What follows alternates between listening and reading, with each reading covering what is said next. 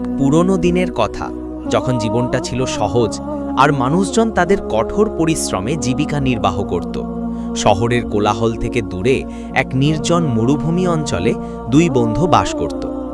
একজনের নাম ছিল জামাল আর অন্যজনের আলী। দুজনেই পেশায় শ্রমিক ছিল, সরল মনা আর পরিশ্রমী, কিন্তু ধন সম্পত্তি ও উপকরণের জগৎ থেকে অনেক দূরে। প্রতিদিন সকালে সূর্য ওঠার আগেই তারা মজুরি করতে বেরিয়ে পড়ত। দিনের কঠোর পরিশ্রমের পর সন্ধ্যায় ক্লান্ত হয়ে ফিরলে কোনো গাছের ছায়ায় বসে রুটির কয়েকটি টুকরো ভাগ করে খেত। তাদের বন্ধুত্বে ছিল সরলতা, আন্তরিকতা আর এক নীরব বিশ্বস্ততা। কিন্তু সময় সবসময় একরকম থাকে না। একদিন তাদের মধ্যে এক তীব্র ঝগড়া হলো। ব্যাপারটা এমন পর্যায়ে পৌঁছালো যে তারা বিচারক বা কাজীর কাছে গেল যাতে ফয়সালা করা যায়।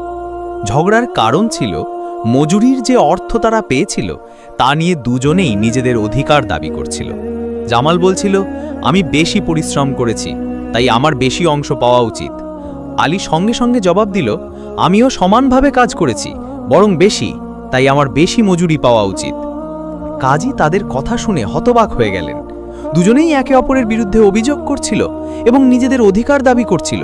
তারা দুজনেই শপথ নিতেও রাজি ছিল। বিচার করা কঠিন ছিল, কারণ আপাতদৃষ্টিতে দুজনেই নির্দোষ ও সত্যবাদী মনে হচ্ছিল, আর এমন কোনো প্রমাণও ছিল না যার ভিত্তিতে একজনের পক্ষে রায় দেওয়া যায়। বিষয়টি জটিল ছিল এবং কোনো সাক্ষী বা প্রমাণও ছিল না। অবশেষে কাজী তার ক্ষমতা ব্যবহার করে রাজকোষ থেকে কিছু অতিরিক্ত স্বর্ণ মুদ্রা আনালেন। তারপর দুই শ্রমিক তাদের পরিশ্রমের বদলে যে পরিমাণ অর্থ চেয়েছিল, কাজী দুজনকে সেই পুরো পরিমাণই দিলেন।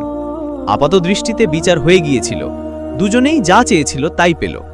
কিন্তু কাজীর মন সন্তুষ্ট ছিল না, কারণ কাজীর আসল দায়িত্ব শুধু বিষয়টি শেষ করা নয়, বরং সত্য ও মিথ্যার পার্থক্য করে ন্যায় বিচারকে তার সঠিক পরিণতিতে পৌঁছানো। যদি মিথ্যা সত্যের সঙ্গে সংঘর্ষে না আসে, তাহলে আবার এমন ঝগড়ার দ্বার খুলে যায় এবং অপরাধী তার পাপ থেকে রেহাই পেয়ে যায়। এই চিন্তার অধীনে কাজী এই বিষয়টি আপাতদৃষ্টিতে শেষ করলেও মনে মনে প্রতিজ্ঞা করলেন যে তিনি এই সত্যের গভীরে পৌঁছাবেনই। তার বিশ্বাস ছিল যে দুজনের মধ্যে একজন অবশ্যই মিথ্যাবাদী এবং যে দোষী প্রমাণিত হবে তাকে অবশ্যই শাস্তি দেওয়া হবে। এভাবে সময়ের চাকা ঘুরতে লাগলো। দিন, মাস এবং জীবন তার গতিতে এগোতে লাগলো। কিন্তু একদিন সেই পুরনো ঝগড়া আবার ফিরে এলো। জামাল রাগে ফেটে গিয়ে কাজীর দরবারে উপস্থিত হলো। তার মুখে একই সাথে কষ্ট, দুঃখ আর রাগ ফুটে উঠছিল। জামাল কাজীর সামনে ফরিয়াদ করল, কাজী সাহেব, আমি আলীকে 10টি স্বর্ণমুদ্রা ধার দিয়েছিলাম। অনেক দিন হয়ে গেছে, আমি বারবার তাকে মনে করিয়েছি, কিন্তু সে ফেরত দেওয়ার নামই নিচ্ছে না। কাজী সঙ্গে সঙ্গে আলীকে ডেকে পাঠালেন কার কথাও শোনার জন্য। আলী হাজির হয়ে সম্পূর্ণ উল্টো দাবি করল। সে বলল, কাজী সাহেব, এ তো উল্টো আমাকে মিথ্যাবাদী বানাচ্ছে। আসলে আমি তাকে 10টি স্বর্ণমুদ্রা ধার দিয়েছিলাম। এখন সে চালাকি করে বলছে যে আমি নাকি তার কাছ থেকে ধার নিয়েছি এবং উপরন্তু আরও 10টি স্বর্ণমুদ্রা যাচ্ছে। ন্যায় বিচার করুন কাজী সাহেব। জামাল সঙ্গে সঙ্গে বলে উঠল, দেখুন কাজী সাহেব, এই লোকটা কেমন মিথ্যা বলছে। আমার কাছ থেকে ধার নিয়ে এখন উল্টো অভিযোগও করছে। আমার ধার ফেরত দেওয়ার পরিবর্তে এখন আমাকেই ধোঁকা দিচ্ছে। কাজী দুজনকে গভীর মনোযোগ দিয়ে দেখলেন। পরিস্থিতি আগের চেয়েও বেশি জটিল ছিল। দুজনেই নিজেদের কথায় অটল ছিল এবং দুজনেই নিজেকে সত্যবাদী ও অন্যকে মিথ্যাবাদী প্রমাণ করার চেষ্টা করছিল। মিথ্যা আর সত্যের মাঝে আবারও এক দ্বন্দ্ব তৈরি হয়েছিল, যা ভেদ করে আসল সত্যে পৌঁছানো সহজ ছিল না। কাজী যখন এই নতুন মামলা শুনলেন, তখন আবারও দ্বিধায় পড়লেন। এবার ব্যাপারটা শুধু মজুরি বা আগের বিবাদ ছিল না, বরং ধার দেনার মতো সংবেদনশীল বিষয় ছিল এবং দুজনের দাবি একে অপরের বিরুদ্ধে ছিল। কাজী বারবার ভাবতে লাগলেন, শেষ পর্যন্ত কে মিথ্যা বলছে এবং সত্যে কিভাবে পৌঁছানো যায়। অবশেষে কাজী একটি বিশেষ কৌশল অবলম্বনের সিদ্ধান্ত নিলেন। তিনি উভয় পক্ষকে একদিনের সময় দিলেন এবং বললেন, কাল এসে আবার হাজির হও। সেই রাতেই কাজী সাধারণ মানুষের মতো পোশাক পরলেন, মুখ ঢাকলেন এবং ছদ্মবেশে চুপিসারে জামালের বাড়ির কাছে গেলেন। পরিবেশে সন্ধ্যার নীরবতা ছেয়েছিল। গলি ছিল জনশূন্য এবং আশেপাশে কেউ দেখা যাচ্ছিল না। কাজী তার সাথে একটি থলি নিয়েছিলেন, যার মধ্যে 50টি স্বর্ণমুদ্রা ছিল। তিনি সেই থলিটি জামালের দরজার কাছে ফেললেন এবং নিজে কিছুটা দূরে গিয়ে বসলেন, যাতে দেখতে পারেন এরপর কি হয়। কিছুক্ষণ পরেই জামালের দরজা খুলল। সে বাইরে এলো এবং যখন তার চোখ মাটিতে পড়ে থাকা থলের উপর পড়ল, তখন সে চমকে গেল। দ্রুত এগিয়ে গিয়ে থলিটি তুলল, এদিক ওদিক দেখল এবং সঙ্গে সঙ্গে দরজার ভিতরে গিয়ে পিছন থেকে দরজা বন্ধ করে দিল। কাজী নীরবতার সাথে এই দৃশ্যটি দেখলেন এবং তারপর চুপচাপ উঠে আলীর বাড়ির দিকে গেলেন। সেখানেও একই কৌশল অবলম্বন করলেন। দুজনেই থলে নিয়ে বাড়িতে গেল। এবার কাজী অন্য পথ অবলম্বন করলেন। রাত নেমে এসেছিল, মেঘের গর্জন শোনা যাচ্ছিল এবং বাতাসে ঠান্ডা হাওয়ার ঝড়ো বয়ে যাচ্ছিল। কাজী আলীর দরজায় গিয়ে আস্তে আস্তে কড়া নাড়লেন। কিছুক্ষণ পরেই দরজা খুলল এবং আলী সামনে এলো। কাজী নরম সুরে বললেন, ভাই সাহেব, আমি একজন গরিব মুসাফির। বৃষ্টি হতে পারে এবং আমার মাথা গোজার কোনো জায়গা নেই। আপনি কি আমাকে এক রাতের জন্য আশ্রয় দিতে পারেন? কাজী আলীকে মনোযোগ দিয়ে দেখল, কিন্তু যেহেতু কাজী ছদ্মবেশী ছিলেন, তাই আলী তাকে চিনতে পারল না। আলী দ্বিধাহীনভাবে দরজা পুরোপুরি খুলল এবং বলল, আসুন ভাই, আপনার মতো মুসাফিরের জন্য আমার বাড়ি প্রস্তুত। বৃষ্টিতে বাইরে থাকা কি ঠিক? কাজীকে ভেতরে নিয়ে যাওয়া হলো। ঘরে ছিল সরলতা ও আতিথেয়তার পরিবেশ। আলী নিজের ভঙ্গিতে কথা বলতে শুরু করল। কাজীর খোঁজ খবর নিল এবং নিজেও তার বাড়ির অবস্থা, দৈনন্দিন পরিশ্রম আর জীবনের রুটিন সম্পর্কে বলল। তারপর আলী আতিথেয়তার প্রমাণ দিয়ে সাধারণ খাবারের ব্যবস্থা করল। দুজনেই একসাথে খেল। কাজী প্রতিটি মুহূর্তে আলীর আচরণ গভীর মনোযোগ দিয়ে দেখলেন এবং মনে মনে নোট করে রাখলেন। খাওয়ার পর কাজী পকেটে হাত দিলেন। তারপর হঠাৎ তার মুখে উদ্বেগের ছাপ পড়ল এবং বিস্মিত হয়ে বললেন, হে আল্লাহ, আমার সাথে এ কি হলো? আলী সঙ্গে সঙ্গে চিন্তিত হয়ে বলল, কি হয়েছে ভাই সাহেব, সব ঠিক আছে তো? কাজী কিছুটা দুঃখিত স্বরে বললেন, বৎস, আমার কাছে স্বর্ণমুদ্রার একটি থলে ছিল। আমার সমস্ত সঞ্চয় ওতে ছিল। মনে হয় কোথাও রাস্তায় পড়ে গেছে বা চুরি হয়ে গেছে। এখন আমি কি করব? আমার তো সব কিছু ওই থলেই ছিল।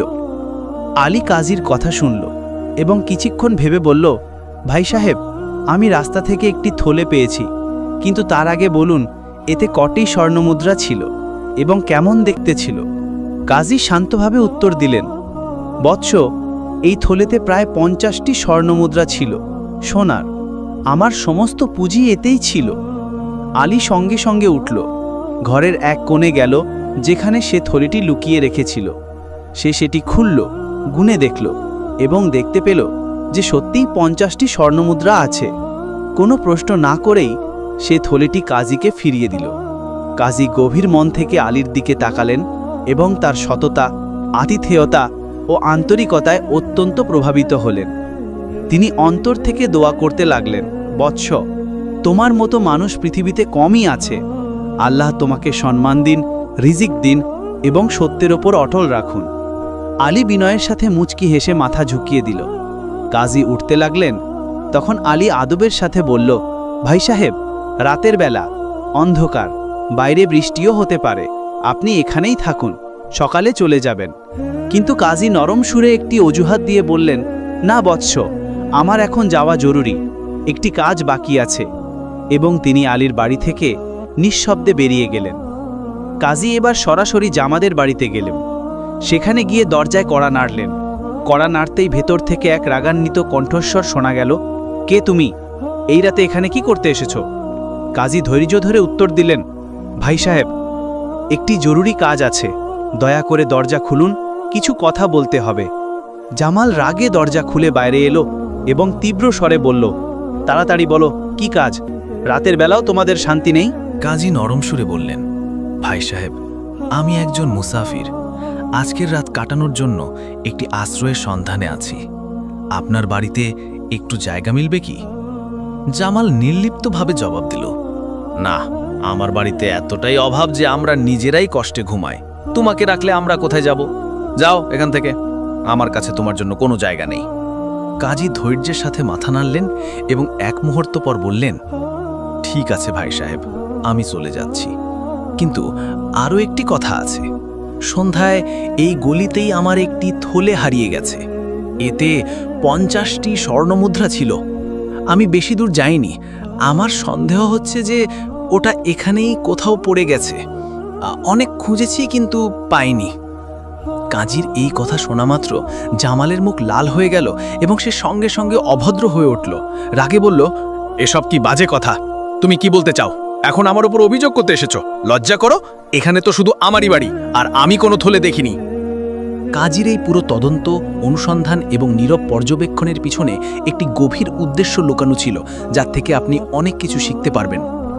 এরপর কাজী রাতে আলী ও জামালের আচরণ গভীর মনোযোগ দিয়ে দেখার পর নীরবে নিজের বাড়িতে ফিরে এলেন। সারা রাত তিনি যা কিছু দেখলেন ও শুনলেন তা মনে গেঁথে নিলেন এবং বিচার করার সময় ছিল। সকাল হতেই টাজি বিচার কক্ষে গিয়ে বসলেন।